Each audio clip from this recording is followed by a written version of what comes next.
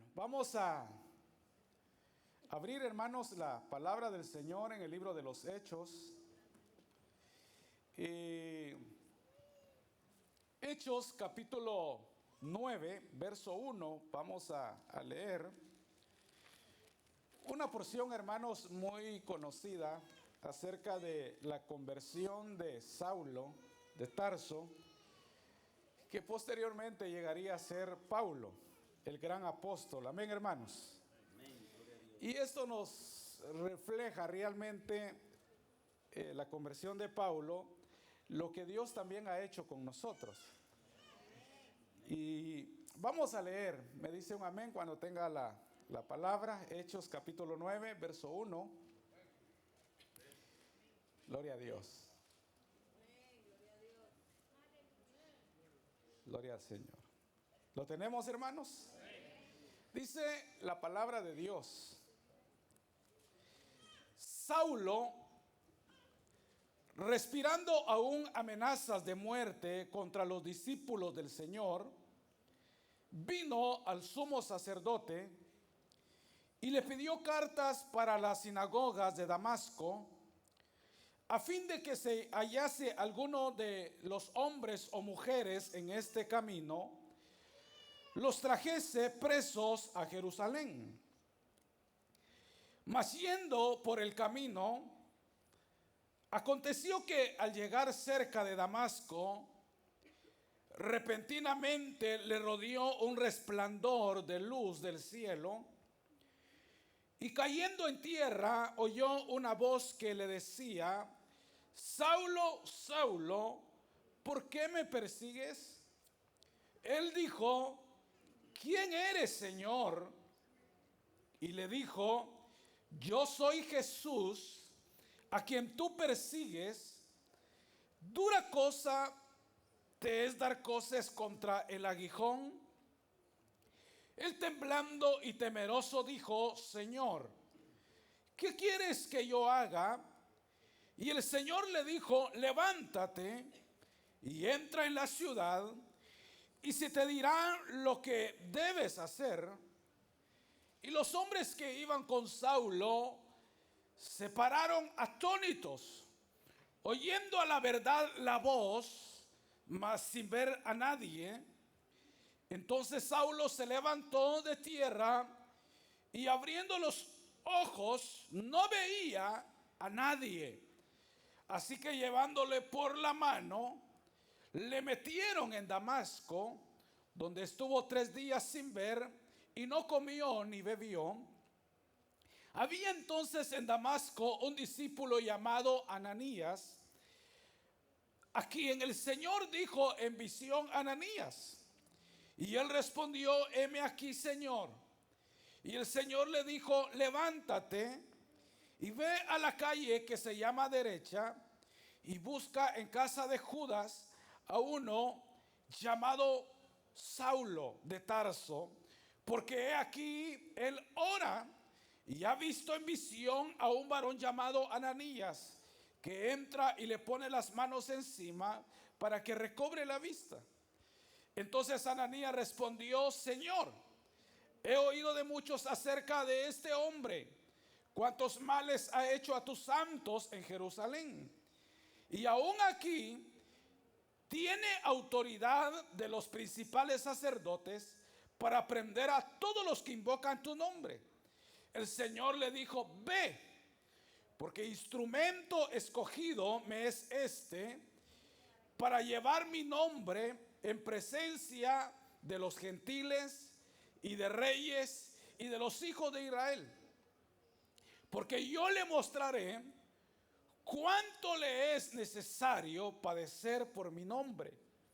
Fue entonces Ananías dice, y entró en la casa, y poniendo sobre él las manos, dijo: hermano Saulo, el Señor Jesús, que se te apareció en el camino por donde venías, me ha enviado para que recibas la vista y seas lleno del Espíritu Santo.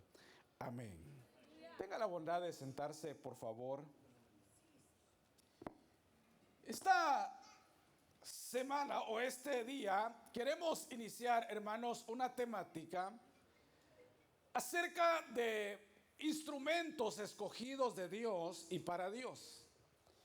Instrumentos escogidos y elegidos, escogidos por Dios y para Dios. Amén, hermanos. Todos los seres humanos queremos darle un sentido de utilidad a nuestra vida, porque ese sentimiento de ser útiles hace que la vida realmente, hermanos, tenga valor y tenga sentido. Por eso es que todos los seres humanos queremos darle a nuestra vida ese sentido de utilidad. Todos queremos sentirnos útiles en la vida. Había una anciana que le quise ayudar yo a subir unas escaleras y me dijo, no me toque, me dijo. Me siento inútil si me ayudan. Tenía 85 años y ahí yo por hacer gracia hice desgracia. Y dijo, no, porque la vida tiene ese sentimiento, amén, hermano, de ser útiles.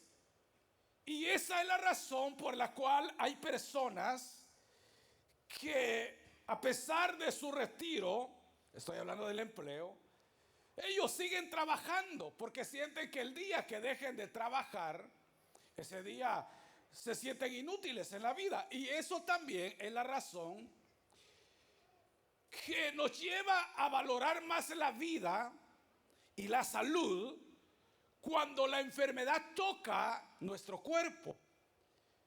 No hay nada más que nos haga reflexionar más que la enfermedad en nuestro cuerpo. Porque cuando la enfermedad llega a nosotros, nos damos cuenta que realmente somos vulnerables. Amén, hermanos. Que algo, un disco de nuestra columna puede moverse 1 milímetro y usted está incapacitado ya. Y usted trabaja tanto y se desgasta la vida para hacer dinero, se desvela, se cansa.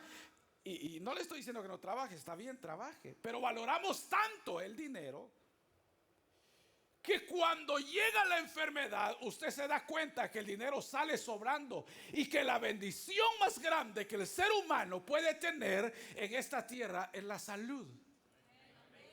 Si usted está saludable, no le pida más al Señor, lo demás corre por su cuenta. Amén, hermano. Entonces la enfermedad cuando viene, lo que nos muestra y nos deja, hermanos, algo, nos postra en una cama, en un lecho, nos sentimos inútiles y uno, hermano, apenas camina y ¿dónde está aquella fuerza, aquel vigor del joven que siente que tiene el mundo ante sus pies y que nada lo puede detener? Una enfermedad lo acuesta. Yo visité a un amigo mío, él no es cristiano, él es católico, pero es mi amigo y yo respeto su religiosidad y compartimos y nos hemos tomado un café y platicamos y él me dice, mire, yo leo la Biblia y yo le digo que está bien, pero yo ahí le voy entrando poco a poco, pero él es mi amigo y él se enfermó todo y la señora dice que le dijo, no, ustedes los hombres son bien llorones, dice que le dijo. Pero ni nosotros cuando damos a luz nos quedamos como y el amigo no es hermano, un día lo será. Ay, dice que decía en la cama, ¿verdad? Y la esposa en vez de ayudarlo va de reírse de él. ¿Alguna que se identifique con eso acá? Que en vez de ayudarle está viendo que el siervo está ahí postrado, se ríe, dice, no, tan aguado que es, y el otro muriéndose. Pero le decía, no, entonces, y él dice, mano, me dice, mire qué difícil es, y me di cuenta que uno es inútil realmente, porque no hay movimiento, usted no puede ir y hacer lo que quiere. Entonces, ¿por qué es que la persona se siente inútil postrado en una cama? Porque ese sentido de, hermano, de utilidad en nuestra vida nos da valor. Si usted tiene la capacidad para hacer algo, usted se siente valorado. Si su esposa valora lo que usted hace, usted se siente importante. Si usted le da valor a lo que la esposa hace, ella se siente importante. Pero porque todos tenemos ese sentimiento, amén, hermano, de utilidad, de ser útiles en la vida. Y eso, hermanos, es lo que, por eso le dije que hoy vamos a hablar sobre instrumentos escogidos por Dios y para Dios. Esta porción, hermanos, que hoy hemos leído nos muestra y nos enseña específicamente ese sentido de importancia de ser útiles en la vida. Porque creo que todos los que venimos al Señor, venimos porque queremos ser instrumentos útiles en las manos de Dios. Y es que toda persona que le ha entregado su vida a Cristo, hermano, es un instrumento en las manos de Dios. Todos somos instrumentos. Unos son instrumentos oxidados, otros son instrumentos utilizados. Porque usted sabe que el carpintero tiene mucha herramienta, pero hay una la que usa más que otra. Amén, hermano. Otra ya agarró óxido, ya se oxidó ahí de tanto estar ahí. Porque no se ha dejado moldear, no se ha dejado trabajar. Y todos nosotros, hermanos, como le digo, queremos ser instrumentos útiles en las manos de Dios. Y queremos sacar realmente el mayor provecho a nuestra vida para poder cumplir el propósito de Dios en la tierra. ¿Sabe qué le digo yo al Señor? Y le digo a mi corazón todas las mañanas: vivirás muchos días. Así le digo a mi corazón. Yo le hablo a mi corazón, no sé si usted le habla al suyo. Pero yo le digo: vivirás muchos días. Le perteneces a un hombre sano. Eso es lo que le digo a mi corazón. Y le digo: Señor, quiero cumplir tu propósito para lo que me has. Y lo primero que pienso en mi propósito es en mis hijos. Es lo primero que pienso. Eso, le digo: Señor, un día quiero ver mis nietos. Aleluya. Que salga esa palabra dulce, que digan: abuelo. Algunos que le dicen abuelo no le gusta. Ya estoy viejo, dice. Pero eso no lo podemos evitar. Esa es la ley de la vida. Amén, hermano. Yo creo que eso será algo dulce, que le llamen a usted abuelo, a la hermana abuela. Algunos son abuelos bien jóvenes. Pero uno piensa en eso, en querer cumplir el propósito de Dios, hermanos, en la vida. Aprovechar el tiempo, aprovechar, hermano, y sacar el mayor provecho de nuestra vida para servir a Dios. Esta porción nos habla de eso. Y nos habla de esto, hermano, nos describe la conversión de Saulo. Y la conversión de Saulo es una de las porciones o de las historias más conocidas en la Biblia, porque todos dicen: cayó de un caballo. Dice, ya se sabe que lo conoce. ¿Por qué? Porque se tiene la ilusión, la palabra alude que cayó a tierra. Entonces alude de que él venía en caballo, pero realmente la Biblia no lo dice. Pero es una porción, hermanos, muy conocida en la iglesia del Señor. Y esta porción de la conversión de Pablo nos enseña algo. Y nos enseña, hermanos, primero que la vida nos puede cambiar en cualquier momento para poder ser reencauzada, dándole el rumbo que Dios quiere para nosotros. ¿Acaso no eso pasó en nosotros? Que la vida nos cambió el día que menos lo esperábamos. Porque nadie hace un plan para ponerse a cuentas con Dios. Mentira, nadie lo hace.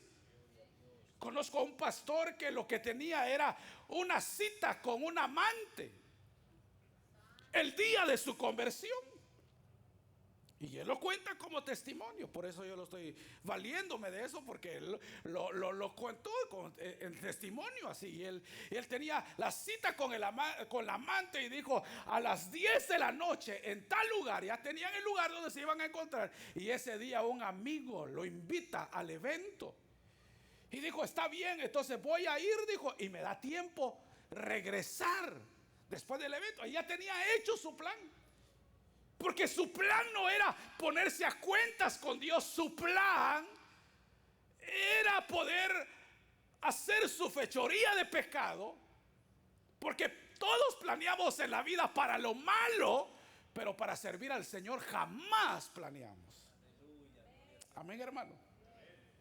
Y él hace su plan, y lo que sucede es que ese día lo envolvió la palabra cuando sintió había pasado al frente, porque no se trata de nuestros planes. Nuestra conversión está escrita por un plan divino que Dios estableció para que rindiéramos nuestra vida al Señor. Dele fuerte ese aplauso al Señor. Porque si nosotros lo hiciéramos, todo sale mal. Es más, las mejores reuniones se dan cuando usted no lo planifica. Cuando usted lo planifica todo, uno no llegó porque se enfermó el niño, otro no llegó porque se le presentó otra cosa, y usted lo planeó y no llegaron todos. Pero cuando no lo planea, usted se da cuenta, dice, y si lo hubiéramos planeado no sale así. Amén, hermanos. Porque todo lo que planeamos muchas veces no funciona, pero los planes de Dios son perfectos. Y eso es lo que sucede acá, que hermano, la vida nos puede cambiar en cualquier momento. Saulo dice que dice la Biblia en el verso 1, dice, Saulo respirando amenazas y muerte en contra de los discípulos del Señor, vino al sumo sacerdote.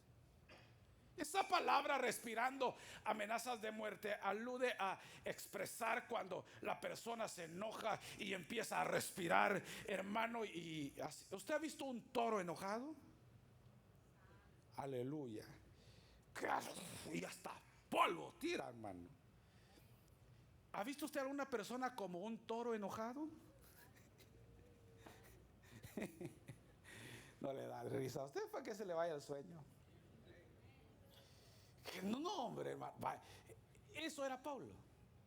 Respiraba amenazas de muerte en contra de los discípulos del Señor, y enojado, hermano, no había una razón.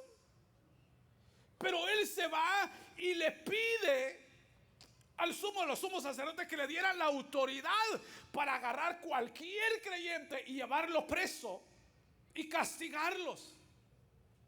Pero esa era la idea de Pablo. Pero, hermanos, la vida le cambió cuando menos lo esperaba. Camino a Damasco, hermano, él va a buscar creyentes y se encuentra con Cristo.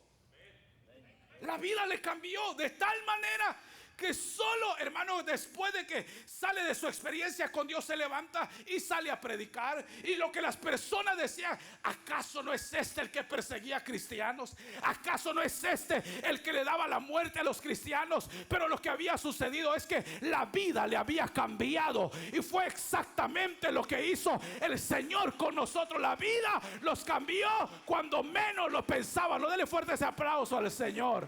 Nos cambió el Señor. Nos cambió. Lo otro que yo veo, que nos muestra acá, hermano, la palabra, primero, que la vida nos cambia en cualquier momento. Esto es solo la introducción. Que la vida nos cambia en cualquier momento para que Dios pueda reencauzar nuestra vida a su propósito. Pero la segunda enseñanza que yo veo acá es que la teología de Pablo, hermano, demostraba lo que Pablo era. En otra porción Pablo dice, yo era fariseo de fariseos. Amén, hermano. Instruido a los pies de Gamaliel, judío de judíos. Y Pablo empieza a hablar de su creencia, de la teología que lo había envuelto, porque él no era que quería ser malo, es que él creía que eso era lo bueno. Eso, hermano, nos enseña que nuestra teología es como nosotros somos, porque nuestra creencia revela nuestra conducta y lo que practicamos se describe con nuestras creencias. Es un juego de palabras. Amén, hermano.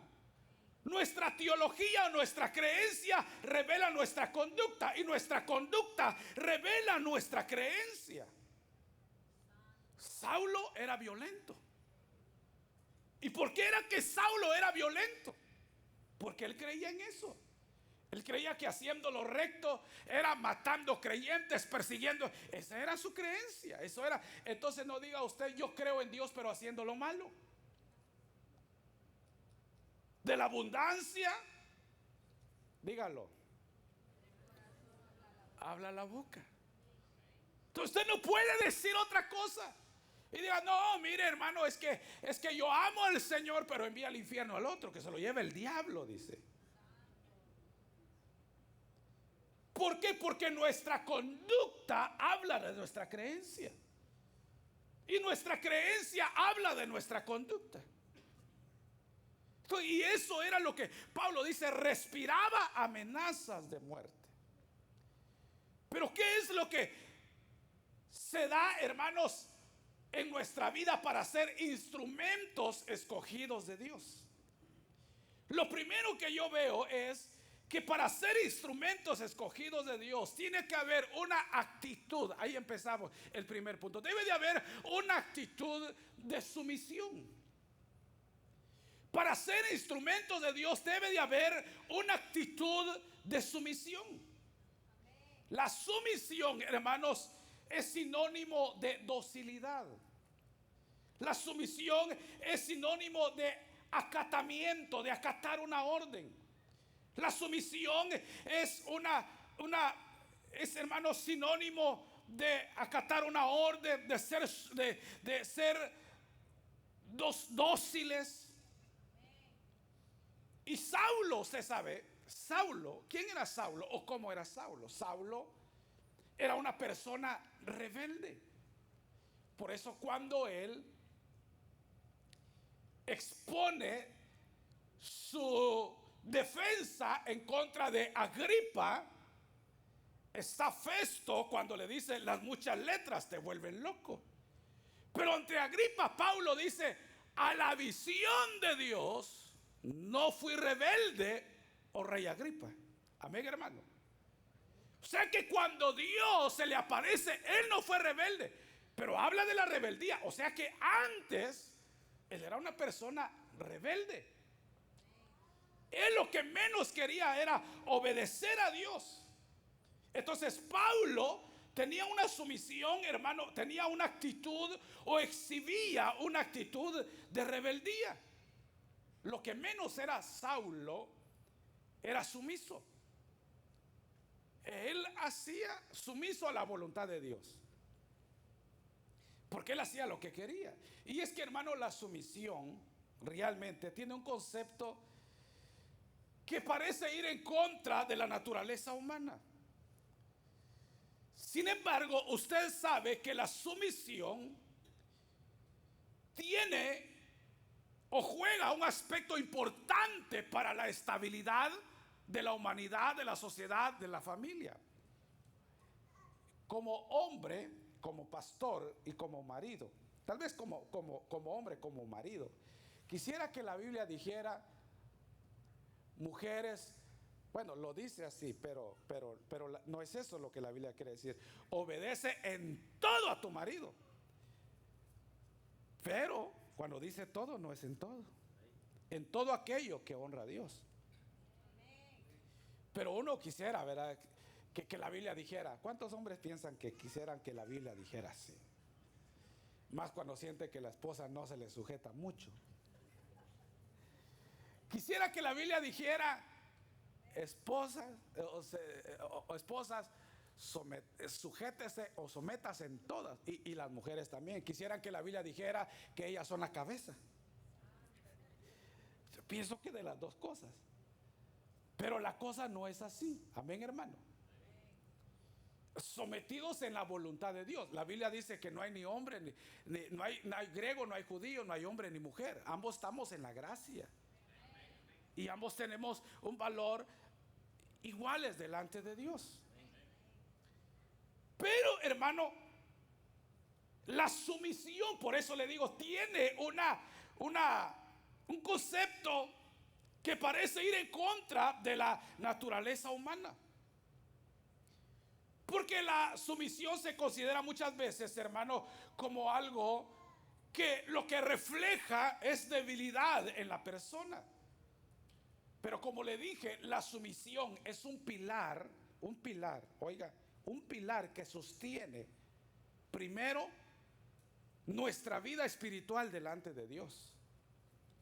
Y la sumisión es un pilar, hermano, para poder sostener también la vida familiar. Es lo que Pablo dice, lo que Juan el Bautista dijo: es necesario que yo mengüe. ¿Para qué, hermano? Para que Él crezca. Hablando de Cristo. ¿Estaba hablando de qué? De sumisión. Entonces, hermano, Dios quiere que para ser instrumentos de Dios, para ser sus instrumentos, podamos ser sumisos. Y eso es lo que no queremos. Someter nuestra vida a la voluntad de Dios es lo que no queremos. Someternos a Dios, tener esa actitud de sumisión. Oiga lo que dice la Biblia en el verso 5. Dice: y Él dijo: ¿quién eres, Señor? Está Saulo hablándole al Señor cuando el Señor le habló. Y le dijo: yo soy Jesús, a quien tú persigues. Dura cosa te es dar cosas contra el aguijón. Él, temblando y temeroso, dijo: Señor, ¿qué quieres que yo haga? Y el Señor le dijo: levántate y entra a la ciudad y se te dirá lo que debes hacer. O sea, levántate y entra a la ciudad, y ahí en la ciudad se te va a decir lo que tú tienes que hacer. Y aquel hombre obedeció, hermano, y se fue a la ciudad y entró donde tenía que entrar y se quedó ahí. Oiga, no se movió hasta que el Señor le dijo que era tiempo de salir de ahí. ¿Sabe qué es eso? Es su visión. ¿Quiere ser usted un instrumento en las manos de Dios? No haga lo que quiere. El líder no puede hacer lo que quiere. Tiene un supervisor, debe consultar con él. El supervisor no debe de hacer lo que quiere. Tiene un pastor. Amén, hermano. Hay una autoridad, hay una sumisión que debe de ser manejada. El hijo no puede hacer lo que quiere. Hermano, hay padres y los padres merecen respeto. No dicen amén los padres. Por eso le faltan el respeto y ya casi le pegan. Aleluya. El hijo hace lo que quiere. Llega a las horas de la noche. Tiene las amistades que quiere. Tenemos otro tema que queremos abordar acerca de la amistad que uno debe de tener como cristianos.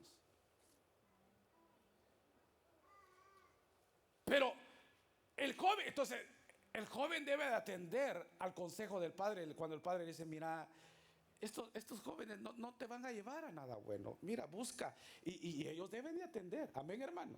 ¿Por qué se lo decimos? Porque ya hemos pasado por ahí. Ya hemos pasado por ahí. Pero es una actitud, hermano, de sumisión. Entonces Dios quiere que seamos sus instrumentos, pero para ello se requiere una sumisión de parte nuestra. ¿Y sabe cuál es el gran problema que nosotros tenemos? ¿Cuántos quieren ser bendecidos? Aunque no digan amén, todos los que no dijeron amén son los que más desean la bendición de Dios. Y usted quiere, y la oración: bendíceme, Señor, y aparece Jacob. y bendíceme, Señor, y no te suelto si me bendices. Y se agarra de la oración, al igual que Jacob, Señor, y no te suelto. Y no lo va a soltar y nunca lo va a bendecir porque no es sumiso. Y el Señor dice: sé sumiso primero. Y está pidiendo bendición. Y Señor, bendíceme. ¿Y cuándo se va a abrir el cielo? ¿Y cuándo me vas a dar bendición? Entonces recuerde que el punto no es su bendición. El punto es su rendición a Dios. Y cuando usted se rinda totalmente a Dios, entonces los cielos se abrirán. Las ventanas de los cielos se abrirán para la bendición de su pueblo. Amén, hermano. Cuando hubo sequedad en Israel en los tiempos de Elías por 3 años y medio, no había llovido. ¿Cuándo fue que los cielos se abrieron? Cuando el pueblo dijo: Jehová es Dios, Jehová es Dios. Hasta que tuvieron una actitud sumisa de rendición delante de Dios, la lluvia cayó sobre la tierra. Entonces no ore por bendición si no es sumiso. No ore por bendición si es rebelde al llamado de Dios. No ore por bendición. Mejor ore que Dios cambie ese corazón y que quite ese corazón de piedra y que pueda poner un corazón de carne. Mejor reconozca que usted necesita la ayuda del Señor. Y si usted lo reconoce, Dios lo hará. Dios lo hará. ¿Cuántos creen que Dios puede cambiar? ¿Cuántos creen que Dios puede transformar? Claro que sí. Él es el Dios de lo imposible. Pero una actitud sumisa. Saulo era sumiso a los hombres, pero no era sumiso a la voluntad de Dios. Y hoy cae delante de Dios y Dios le habla, le dice: dura cosas te de dar cosas contra el aguijón. Dura cosas te de dar cosas contra el aguijón. ¿Qué era ese? Dar cosas era una vara, hermano, con una punta de metal que utilizaban para poder, le iba a decir, para poder estorbar a los animales, para que pudieran hacer caso. Entonces dice: dura cosa, ¿esperas hasta eso? Y le dice: ¿quién eres, Señor? El Señor: yo soy Jesús a quien tú persigues. Y dijo: y dime, Señor, ¿qué quieres que haga? Oiga, sumiso. ¿Qué quieres, Señor, que yo haga? Qué poderoso, hermanos. Hombre rebelde, hombre duro, hombre cruel, hombre religioso, hombre, hermano, criminal, hombre sanguinario, mercenario, todo lo que usted quiera ponerle. Pablo los tenía. Y hoy le dice, como un pequeño gato ahí: Señor, ¿qué quieres que yo haga? Y el Señor le dijo: vete a la ciudad. Le dijo: ahí se te dirá. Está bien, Señor, le dijo. El gran general. Para ser instrumentos en las manos de Dios hay que ser sumisos. Amén, hermano. Y lo segundo es que para ser instrumentos en las manos de Dios debemos de ser, hermano, escogidos por Dios, o tiene que haber una elección de Dios. Nadie puede ser instrumento de Dios si Dios no lo elige o no lo escoge. O si Dios, ¿sabe por qué? Porque la salvación es una iniciativa de Dios y no del hombre. Amén, hermano. Quien toma la iniciativa para que el hombre sea salvo, ¿quién es? Es Dios. Dice que vino a buscar y a salvar lo que se había perdido. Una iniciativa de Dios. El verso 15 dice: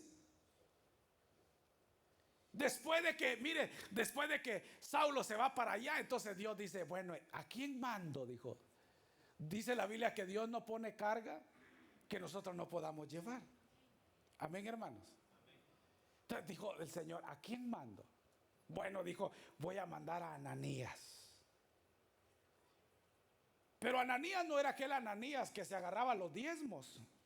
Aleluya. ¿Conoce usted el otro Ananías? Creo que esa porción no la lee usted. Esas son las porciones que pasa por alto. Lo lee todo menos eso. Pero ese Ananías no daba sus diezmos y murió.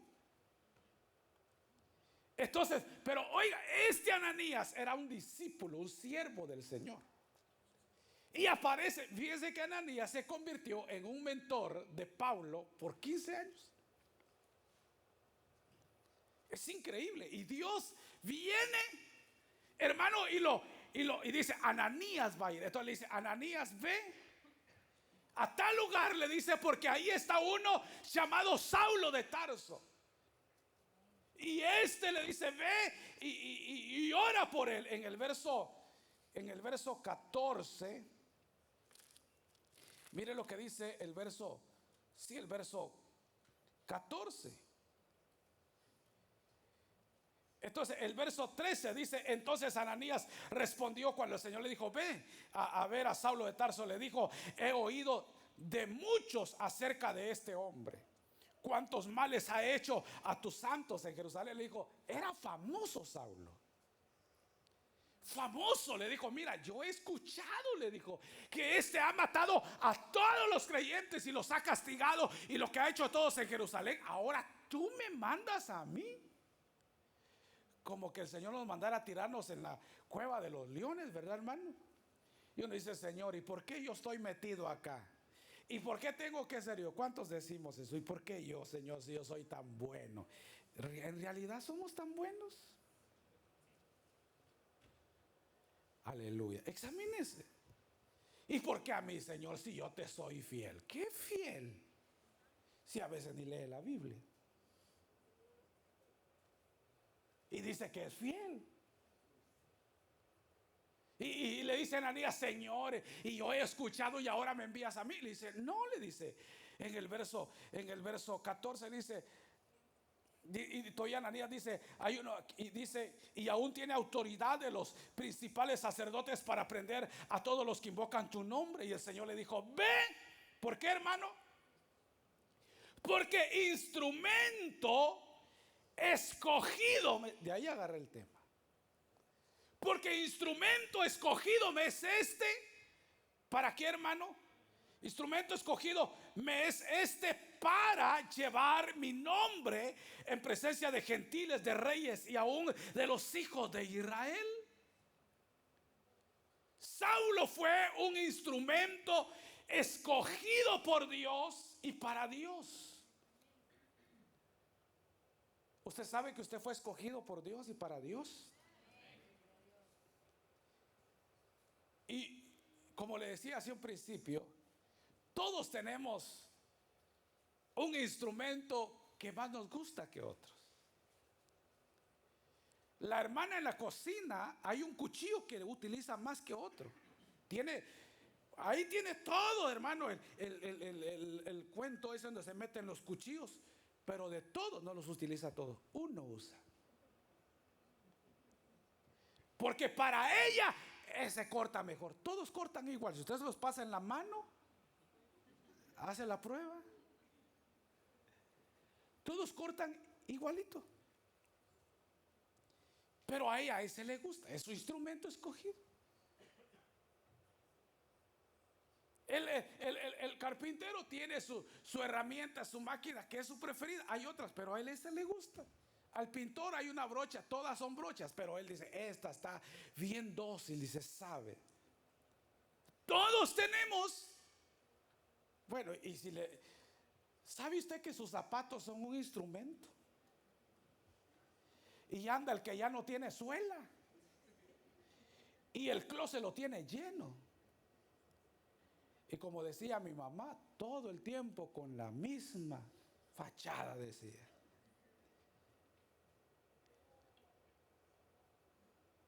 Y de verdad tenemos tanto que nos ponemos siempre lo mismo. ¿Por qué? Porque eso le gusta. Se siente mejor. Porque todos tenemos un instrumento escogido para nosotros, que es el que nos gusta. Entonces, Dios, hermano, nos escogió a nosotros para ser instrumentos y poder llevar a cabo su voluntad y poder honrarle a Él. Entonces Entonces, Dios hizo eso con nosotros, hermanos. Eso es impresionante. Hay una alabanza que dice que habiendo millones de seres en la tierra, al Señor le plació llamarme a mí. O sea, hay millones de seres en la tierra, pero Dios lo escogió a usted y me escogió a mí. ¿Y sabe cuándo lo hizo? Cuando estábamos ciegos, cuando estábamos confundidos, igual que Saulo de Tarso. ¿Cuándo escogió Dios a Saulo? Cuando estaba ciego, cuando estaba ya metido en la ceguera, estaba confundido. Decía, yo no sé ni lo que está pasando. Abrió los ojos y no veía a nadie. Abrió los oídos, le iba a decir yo, y no vio a nadie. Estaba ciego. Pero aún estando ciego, aún estando confundido, Dios ya lo había escogido como un instrumento en sus manos. Y eso es lo que Dios había hecho con nosotros. Por eso, que no se nos olvide de dónde el Señor nos sacó. Hermano, cuando andábamos confundidos, cuando andábamos ciegos, en el plan de Dios ya había predestinado en su presencia que estaríamos hoy anunciando sus verdades, que estaríamos hoy en un lugar como este, sirviendo y alabando su nombre. Aún en nuestra confusión, aún en nuestra ceguera, Dios nos había escogido. A Él sea la gloria desde ahora y para siempre. Amén, hermanos. Ya nos había escogido en nuestra confusión, en nuestra ceguera. Y eso es lo que Dios hace con Saulo. Le dice, porque instrumento escogido me es este. Entonces Dios calificó a Saulo como su instrumento, aun cuando Saulo estaba ciego, confundido. Y ahí Dios lo escogió. ¿Por qué? Porque Dios, hermanos, la palabra nos habla que Dios nos había conocido en su presciencia. Así dice la Biblia. Pre es anticipado, ciencia es conocimiento. Entonces dice que Dios nos había conocido, hermano, anticipadamente. Entonces, porque somos conocidos por su preconocimiento, pero somos escogidos por su gracia. Entonces Él nos confundió ahí en medio de nos escogió desde, hermano, ahí en nuestra confusión. Él nos escogió como instrumentos en sus manos. Entonces, usted es un instrumento de Dios. Todos aquí somos instrumentos, todos. Pero como se lo dije, ¿sabe cuál es el problema? Que hay instrumentos que no han sido utilizados para nada. ¿Sabe usted cómo se le saca? Bueno, yo vengo del campo. Desde la edad de los 5 años ya estábamos nosotros afilando nuestro machete. Ya teníamos lima, machete y asadón. Ese era nuestro trabajo. Y aún no sabía cómo ponerlo en el árbol y cómo ponerle la rodilla y empezar a sacar filo. Y eso era. Así aprendimos. Muchos, la otra generación, no, ellos crecieron diferente. Entienda que esta generación es diferente. Ellos van a hacer cosas y van a alcanzar cosas que nosotros no alcanzamos. Pero a nosotros nos tocó así. Y habían unos que tenían más filos que otros. Otros que no mataban de la cortada, pero como decía, del óxido. Hay instrumentos así que no saben qué es sacar filo, porque no se someten a la voluntad de Dios, a pesar de que son instrumentos escogidos por Dios. ¿Y sabe por qué? Porque Dios respeta nuestra voluntad. Le dije, el servir a Dios es un acto de la voluntad humana. Usted tiene una voluntad. Yo no puedo pelear en contra de la voluntad de mis hijos, ni la de mi esposa, ni con la suya, ni Dios pelea con su voluntad. Dios deja que usted decida. en su voluntad lo que usted va a hacer. Entonces, usted decide si se somete a que Dios le saque filo, aleluyita, y lo deje brillante. Pero cuando usted siente el primer pasón, hermano, ahí ya no quiere. Porque todos queremos la gloria, pero no queremos el proceso. Porque cómo duele ser sometidos ahí, hermano, donde Dios empieza y dice: como eres instrumento, te voy a empezar a dejar a sacar brillo. Y empieza a sacar todo aquello que no le gusta. Y cómo duele. Y algunos, cuando empiezan a sentir esos quemoncitos, ya no vienen al culto. Si eso es el evangelio, dice: ¿para qué? Pero es que la vida cristiana se trata de eso. Amén, hermanos. Entonces recuerde que usted es un instrumento escogido por Dios. ¿Por qué? Porque lo primero, le dije, para ser instrumento es que debe de haber una actitud de sumisión. Usted debe ser sumiso a la voluntad de Dios. Lo segundo es que debe de haber una elección, y Dios nos escogió aún en nuestra confusión y nuestra ceguera, como lo hizo con Saulo. Dios nos escogió. Y número 3, y yo termino acá. Cuando usted es un instrumento por Dios, usted se somete a la voluntad de Dios. Dios hace una elección para poder, porque Dios escogió a Pablo. Dice: yo lo he escogido para que sea instrumento en mis manos, para que lleve mi nombre a las naciones, a los gentiles y a los judíos. Yo lo escogí, yo lo elegí, a mí me plació. ¿Sabe por qué? ¿Sabe por qué Dios lo escogió? Porque Dios escoge a sus mejores soldados de la fila de sus enemigos. ¿De dónde lo trajo a usted? Dios escoge a sus mejores soldados de la fila de sus enemigos. ¿Quién era Saulo? ¿Dónde estaba Saulo? ¿Era un soldado? ¿Era un general? Estaba al frente de la fila de sus enemigos. Y Dios dijo: quiero a este. Porque Pablo era un líder en el mundo. Y Dios le estaba tirando a eso. Dijo: es líder allá y va a ser líder acá. Dios escoge y recluta a sus mejores soldados de la fila de sus enemigos. ¿Acaso no era enemigo usted de Dios? ¿Acaso no éramos enemigos? Estábamos destituidos de la gloria de Dios. Y estábamos en las filas. Yo escuchaba esa alabanza que dice Jesús Herán Romero: yo también estuve ahí. Yo fui el que te escupí. Y yo fui el que te crucifiqué. Habla, hermano, de que si hubiera estado ahí cuando crucificaron al Señor, dijo, es más, dice después: yo estuve ahí. Éramos sus enemigos.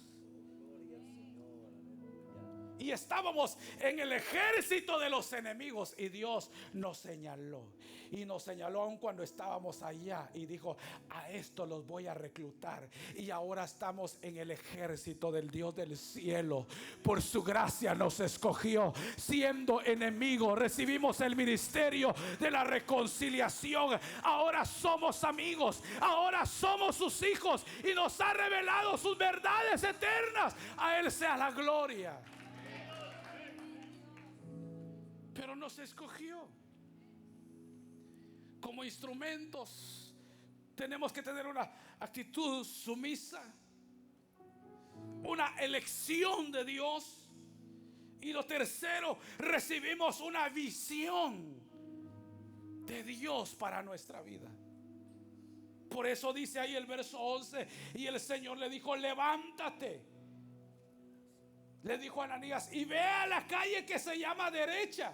El verso 11: y busca en casa de Judas a un llamado Saulo de Tarso, porque aquí él ora. El verso 12 dice: y ha visto en visión a un varón llamado Ananías. Y lo ve que entra y le pone las manos encima para que él recobre la vista. O sea que Saulo tenía visiones ya, estando ciego. O sea que hay personas que ven pero no tienen visión. Y hay personas que no tienen la vista, pero tienen visión. ¿Por qué? Porque la vista es lo natural. Y la visión es, hermano, lo que se ve con el espíritu y con la mente. Porque uno lo ve en el espíritu y uno lo piensa. Eso fue lo que hizo Sansón. Ya no tenía ojos, pero cuando los filisteos hicieron fiesta, los enemigos, y estaban en la fiesta en el palacio, dijeron: traigan a Sansón para que nos riamos aquí de él. Y le sirvió de payaso a todos los enemigos. No le cuente sus situaciones a sus enemigos, porque se reirán de usted. Estaban en la fiesta, llamaron a Sansón y lo llevaron, y un niño lo fue a traer. Y Sansón en su mente dijo: Señor, oiga, era visión. En su mente y en su espíritu le dijo: Señor, por última vez, respóndeme y ayúdame. Devuelve mis fuerzas para vengarme de mis enemigos. Y le dijo al niño: ponme donde están los pilares del palacio. Y el niño lo llevó y le dijo: llévame tocando, muéstrame. Pero en su mente él ya sabía. Y el niño lo llevó y lo tocó y lo recostó ahí, hermano, en donde estaban los postes que sostenían al palacio. Y ahí se quedó y le dijo: ahí déjame. Y oró al Señor. Y en aquel día, hermano, empezó con todo su cuerpo y sus fuerzas a echar sus fuerzas contra los pilares que sostenían el palacio, y los derrumbó. Y dice que aquel día mató más filisteos que los que había matado cuando estaba con vida. Dice que con una quijada de asno mató a 1000 hombres. Pues ese día mató a muchos más enemigos. Porque la visión espiritual es aquella que se tiene en el espíritu y en la mente. Amén, hermano. Y eso fue lo que hizo Saulo. Estaba allá, pero en su mente y en su espíritu había visto visión de que llegaba un varón llamado Ananías, y él lo veía. No miraba, no tenía su vista, pero en su mente lo veía, y en su espíritu que llegaba y le ponía las manos para que él recobrara la vista. Ahora, todos tenemos estas dos clases de visión. La visión personal. Todo el que es instrumento de Dios tiene una visión personal. Y la visión personal, hermanos, es lo que usted quiere ser en la vida. Usted debe de tener una visión personal. Es lo que usted quiere hacer en la vida, lo que usted quiere hacer con su futuro, lo que usted quiere hacer con su mañana. Son las aspiraciones, son los logros, son las metas, los propósitos de vida. Esa es la visión personal. ¿De qué es lo que usted quiere? Eso es la visión personal. Y todo aquel que es instrumento de Dios debe de tener una visión personal. Pero también está la visión espiritual. Y la visión espiritual o la visión celestial es lo que Dios ha preparado para nosotros. Son los planes de Dios. Es el propósito de Dios. Es el destino que Dios ha asegurado para nosotros. Pero ¿sabe cuál es el problema? Y yo termino acá. Es que nos hemos quedado con la bendición, con la visión natural. Con la visión natural. ¿Y cuál es esa visión? Es la que le acaba de mencionar. La visión personal. Nos hemos quedado con eso. Donde usted quiere hacer con su vida, tiene su futuro, piensa en su mañana, piensa en sus logros, en sus metas, en sus propósitos. Y usted se gana la vida. Y usted dice, sale a trabajar cada mañana para ganarse la vida. Y se gana la vida. Y se queda en la visión personal porque todo el tiempo ha pasado ganándose la vida. Pero le digo algo: la vida no se gana, la vida se diseña. Amén, hermanos. Si usted pasa gastándose la vida, lo más seguro es que usted terminará cansado, frustrado, confuso. Pero si usted diseña la vida, el diseño de la vida está en el propósito de Dios. La vida es un diseño. Dice la Biblia que en un libro estaban escritas todas las cosas que Dios diseñó para nosotros. Un diseño de vida. Y esa es la visión celestial a la que usted debe de estar apegado todos los días. Que antes que cualquier cosa, primero es el diseño de la vida. Su vida terminará.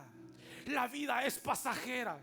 Vamos a vivir 80 años si se cuida. Si no, va a vivir menos. Lamento decirle, pero la verdad. Aleluyita. Ahí no dijo amén. Pero son 80 años. No gaste su vida ganándose la vida. Gaste su vida en el diseño que Dios ha trazado para nosotros. Hemos sido llamados para ser instrumentos de Dios. Y como instrumentos de Dios, Dios ha diseñado algo para honrarle, para servirle. Y vamos a llegar a aquel día delante del Señor con un diseño de vida que vivimos acá en la tierra. Dele fuerte ese aplauso al Señor. A Él sea la gloria desde ahora y para siempre.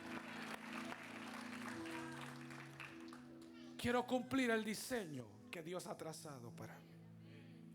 La visión celestial y la visión personal. Una depende de la otra y las dos debemos de hacerla. La bendición personal va después de la visión celestial, que es un diseño de vida. Diseñe su vida en la visión celestial. En la visión celestial. Y después viene la bendición personal. Las dos van de la mano de lo que usted quiere hacer en la vida. Y Dios nos va a bendecir. Y vamos a ser instrumentos útiles en sus manos. Vamos ahora.